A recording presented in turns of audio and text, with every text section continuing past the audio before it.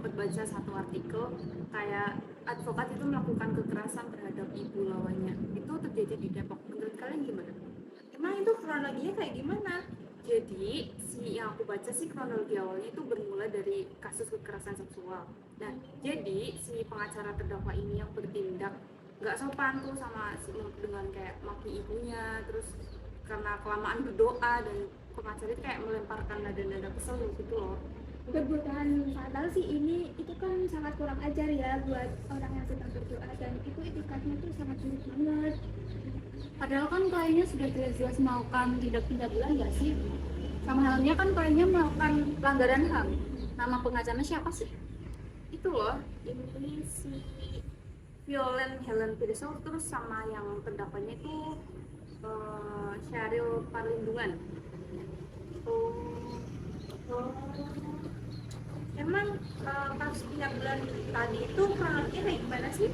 Kalau dalam artikelnya ini, Syahril itu orang yang melakukan pencabulan di gereja udah 2 kali ini menjadi terdakwa di dalam kasus yang sama. Terus pengacara si Syahril itu nggak terima kalau kliennya masuk kembali menjalani sidangan.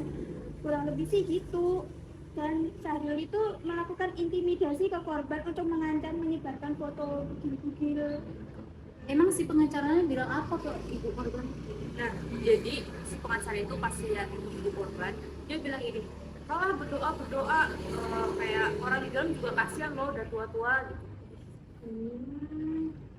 Terus emang dari kejadian itu respon si pengacara korban itu kayak gimana emang?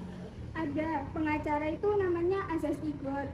Dia bilang ke Violen kalau membela ini itu harus di pengadilan aja, di persidangan, jangan malah bikin malu. Itu terkesan kayak mengeksplor sendiri. Kalau bersikap kayak gitu, advokatnya melanggar kode etik gak sih?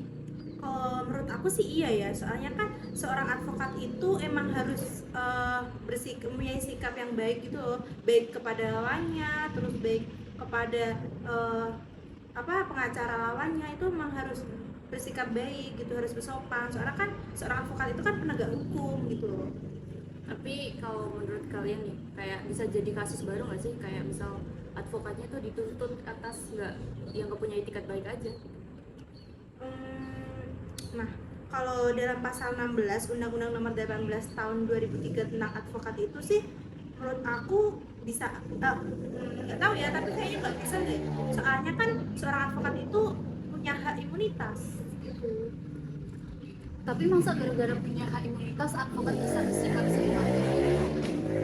Kalau menurut sini termasuk melakukan pelanggaran kode etik, ini harus dibawa ke Dewan Kehormatan. Dewan Kehormatan itu apa sih? Itu organisasi yang mendirikan buat kode etik itu.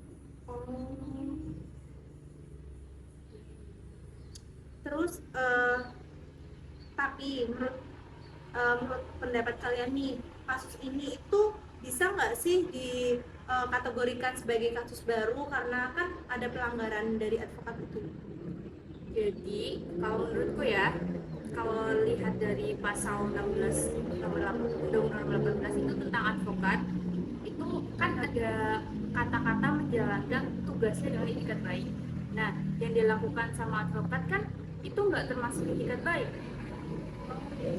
Nah, ini aku ada lagi loh pasal 6 huruf B Undang-Undang Nomor 18 tahun 2003 itu tentang advokat dapat dikenai penindakan jika bertingkah laku yang tidak patut kepada lawan dan rekan seprofesinya gitu.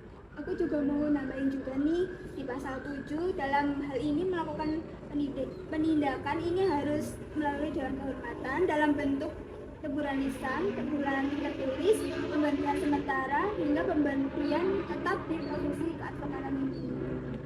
Nah, nambahin lagi ya dari pertanyaan Dania tadi, juga buat teman-teman yang nonton video ini, jadi advokat memang memiliki hak imunitas. Jadi isinya itu advokat itu nggak bisa dituntut secara perdata maupun pidana. Nah, dengan tidak bisa dituntut secara perdata maupun pidana, tapi dalam kasus ini kan advokat melakukan pelanggaran kode etik dalam melakukan sehingga dapat dikenai sanksi.